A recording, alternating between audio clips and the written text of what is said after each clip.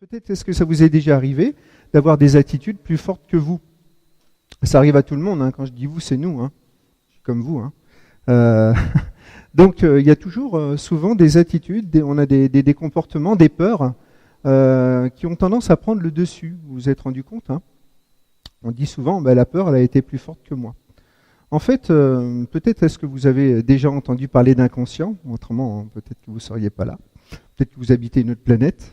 Parce qu'en ce moment, on parle quand même beaucoup d'hypnose, de plus en plus et de plus en plus d'inconscient. Alors pour vous dire, on va simplifier dans la détermination de ce que représente l'inconscient. On va dire c'est tout simplement ce qui est en nous, ce qui fait partie de nous et qui n'est pas conscient. C'est simple. On ne va pas partir dans des subconscients, des supraconscients, des super-hyper-conscients. Non, on va rester dans quelque chose de simple. Donc il y a ce qui est conscient et ce qui ne l'est pas. D'accord? Donc on va dire que c'est cette partie non consciente de nous qui gère un petit peu tout cela. Tous ces comportements plus forts que nous, toutes ces peurs qui sont en place depuis souvent très très longtemps. On a comme une sorte de bibliothèque de comportements à l'intérieur de nous.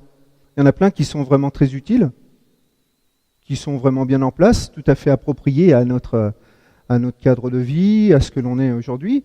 Puis il y en a plein d'autres qui semblent complètement, on dirait, décalés, pas adaptés à la réalité.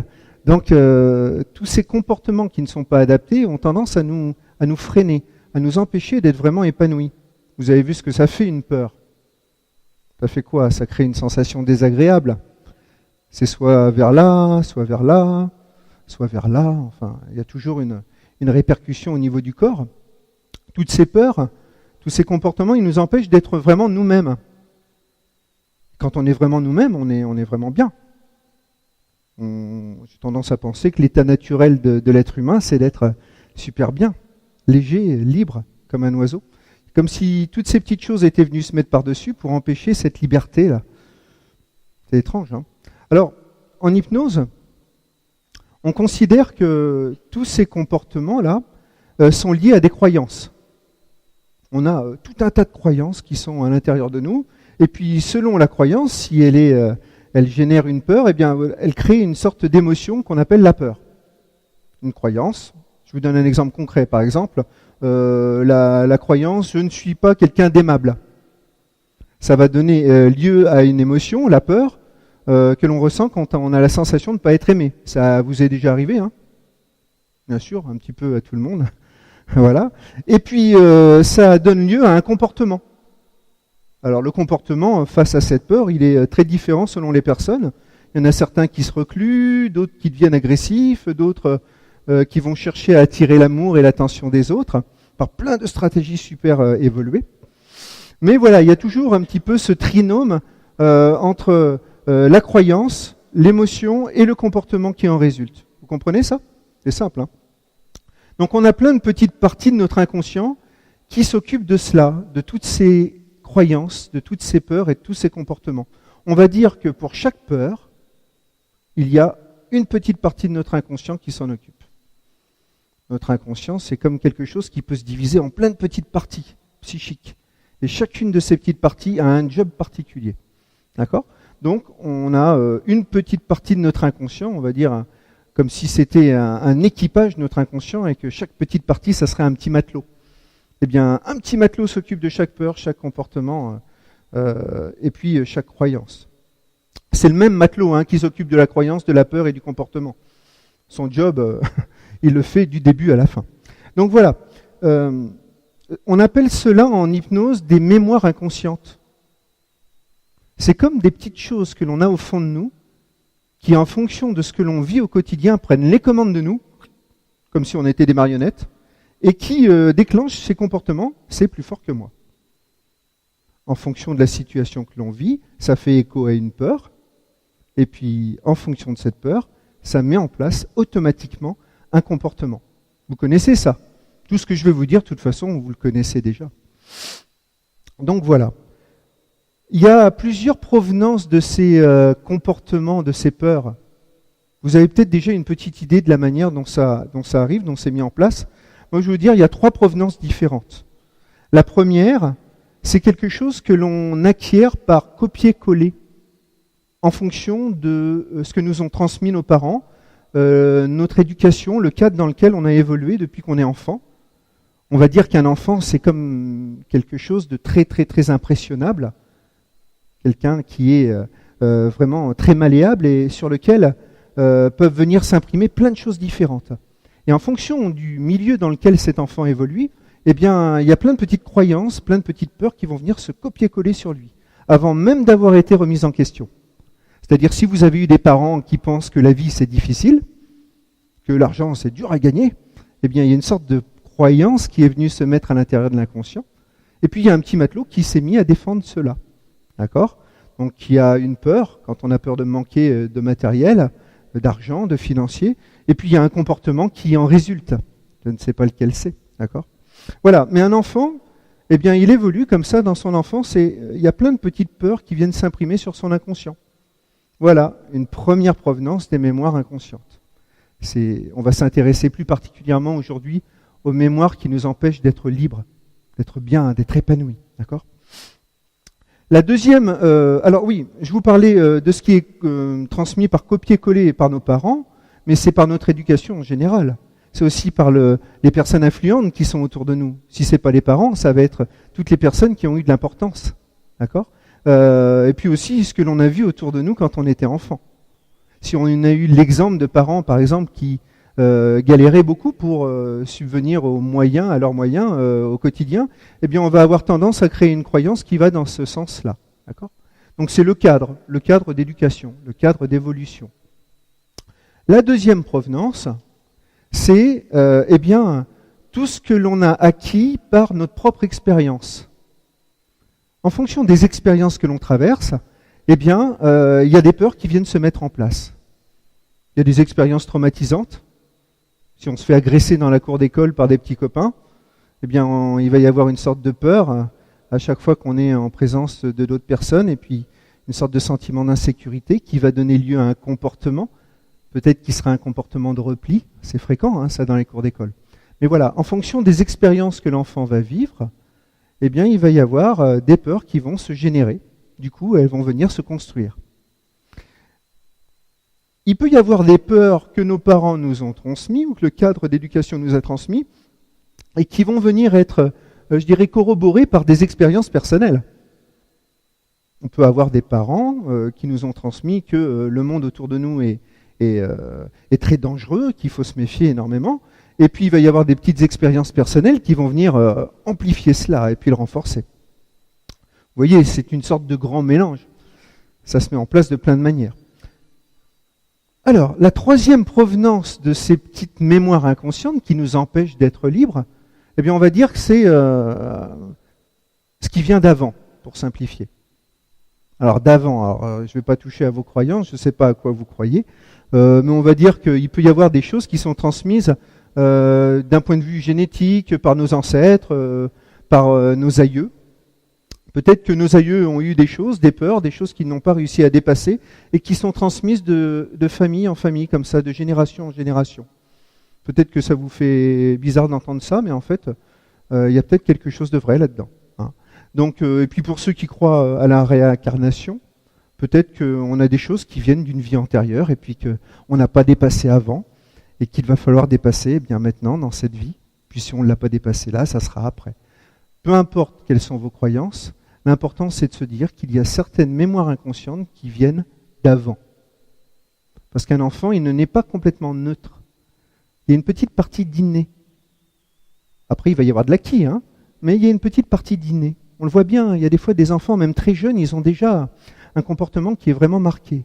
Une peur de quelque chose qui est presque déjà en place quand il est bébé. Donc on se rend bien compte de cela. Il y a quelque chose qui vient d'avant. Donc voilà, pour ces trois provenances, l'éducation, le cadre d'éducation, les parents. La deuxième, c'est ce que l'on vit soi-même et puis ce qui contribue à créer ces peurs. Et puis la troisième, c'est ce que l'on a d'avant. Alors vous avez compris que toutes ces petites provenances peuvent se conjuguer, venir se renforcer et ainsi de suite. Il se trouve que toutes ces choses-là, toutes ces croyances, toutes ces peurs, tous ces comportements nous empêchent d'être vraiment nous-mêmes au quotidien. Quand on réfléchit bien dans une journée, en fonction de la situation qu'on est en train de vivre, il y a toujours quelque chose dans cette situation qui fait écho à une peur que l'on a au fond de nous, souvent. Il y a souvent quelque chose qui vient réveiller une peur et qui vient générer un comportement, ce que certaines personnes appellent des masques. Vous savez, on a tous un masque en fonction de la situation, souvent, à part quand on est vraiment nous-mêmes. Donc, en fonction, il y a des personnes, dès qu'elles arrivent en société, elles prennent un comportement qui n'est pas du tout celui qu'elles ont d'habitude. Donc quelque chose, un masque de façade, qui a une utilité présumée, qui est là pour quelque chose, mais qui n'empêche pas vraiment d'être soi-même, parce que il est important de constater une chose, c'est que on passe beaucoup d'énergie à entretenir des masques, à entretenir ces comportements. On passe énormément de temps, d'énergie psychique, d'énergie physique, à donner le change. L'idée, alors, ce serait, pour se sentir vraiment bien au quotidien, et puis c'est le titre de cette conférence, c'est l'hypnose pour renaître enfin, pour renaître à la vie. Peut-être que renaître à la vie, c'est apprendre à être soi-même, enfin. Peut-être que ça doit être reposant, ça, de vivre sans peur. Vous allez me dire, mais c'est une utopie ton truc là, non? Eh bien, c'est possible, en fait, de vivre avec des peurs tellement modérées ou tellement futiles, rapides, qu'en fait, elles ne deviennent plus du tout incapacitantes, et puis qu'elles apprennent à s'estomper petit à petit. On apprend à vivre avec et à les transformer. L'hypnose est un des outils qui, à mon sens, est un des plus efficaces pour faire cela. Il existe plein d'outils. Mais sachez bien que l'hypnose, c'est quelque chose qui permet d'aller transformer toutes ces petites mémoires inconscientes qui nous empêchent d'être vraiment libres. Ça, c'était le premier point. Ensuite, je vais vous expliquer une deuxième chose. Alors là, peut-être que là aussi, ça va toucher à vos croyances. Mais je vous demande aujourd'hui d'avoir l'esprit super ouvert. De vous dire, et si ça, c'était vrai, va savoir. Tenez-vous bien, mais vu que vous êtes assis, vous ne risquez pas de tomber.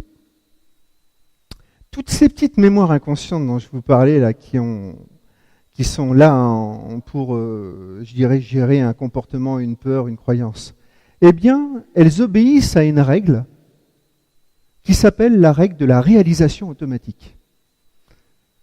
Ça veut dire que notre inconscient est fait comme cela. Toutes les petites peurs que nous avons à l'intérieur de nous, elles cherchent à générer des choses dans notre réalité pour que cette réalité soit conforme à la peur qu'elles sont en train de défendre depuis des années. C'est clair ? C'est-à-dire, pour être plus simple, si quelqu'un pense qu'il n'a pas de chance, eh bien, il va développer à la fois des comportements, il va développer plein de choses qui vont faire que, eh bien, il ne va pas avoir de chance, il va attirer des événements qui viendront corroborer cette croyance. Il ne va pas avoir une ouverture de regard qui fera que, eh bien, il ne regardera pas le billet de 5 € à côté duquel il vient de passer par terre, et ainsi de suite. Vous voyez, le fait d'avoir une croyance a tendance à se réaliser dans notre réalité du quotidien. Et pour aller plus loin, notre inconscient a une capacité de réalisation automatique qui prend appui sur des choses qui dépassent notre entendement. C'est-à-dire que notre inconscient peut agir sur la matière. Alors j'y vais direct avec vous aujourd'hui. Je ne prends pas de détour. Tant pis. Alors, dites-vous, et si c'était vrai? On va dire qu'il existe des choses, des moyens qu'a notre inconscient pour agir directement sur la matière et pour attirer peut-être des événements ou des rencontres. Ça vous parle un peu, ça? Ça veut dire que les rencontres que l'on fait, ça ne serait pas un hasard. Ça veut dire que les événements qui nous arrivent, peut-être que ça ne serait pas un hasard. Imaginez qu'on ait à l'intérieur de nous des petites parties de notre inconscient qui soient capables d'attirer des rencontres, d'inciter quelqu'un à prendre à droite, à s'asseoir sur ce banc pendant 2 minutes pour nous rencontrer, parce qu'on va passer exactement à ce moment-là. Imaginez qu'il y ait une partie de nous à l'intérieur qui soit capable de configurer cela. Ça serait incroyable, hein? Eh bien, dites-vous que c'est peut-être vrai. Donc, en fait, chacune de ces petites parties, ces petits matelots, ces petites parties de notre inconscient là qui sont chargées de réaliser une croyance, elles ont ce pouvoir-là, à la fois de modifier notre propre comportement, mais en plus d'agir sur les événements pour que tous les événements qui nous arrivent soient des éléments qui viennent corroborer notre croyance profonde. Alors ça va loin ce que je vous dis, parce que ça peut le meilleur comme le pire.